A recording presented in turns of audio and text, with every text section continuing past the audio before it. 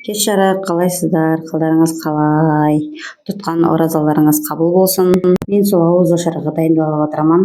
Тамагымды жасап, үй жагдайын жасап, баягы мына жакта саяктарды жыйнаштырып, баягы бир нерсеси болсо экинчи нерсени пысыксын тасып кетет го. Капустамды турап болуп, картошкамды ашырсам, кичинекей балам жылап келип туруп, апайым тиз койду деп, энди оду барма кайтадан келип тамагымды аралаштырып, мына жактагы саяктардын баарын реттеп коюп былыгып кеткен го. Калай ошо кетип калган башка жактарга баары. Аяктары бар го дейм, чыгып жүрүп кете берет. Сиздерде де осулайбы? Тамак істеп жатып башка нерсени, кухняны башка заттарын жыйнаштырып, тазалап, реттеп кетесиздерби? Алде мен гана өстүп жүргөндө уже ауыз ашатын убакыт болуп калыпты. Мына жерде мен уже мына жерде суум менен курмамды асабыга салып дайындадым да.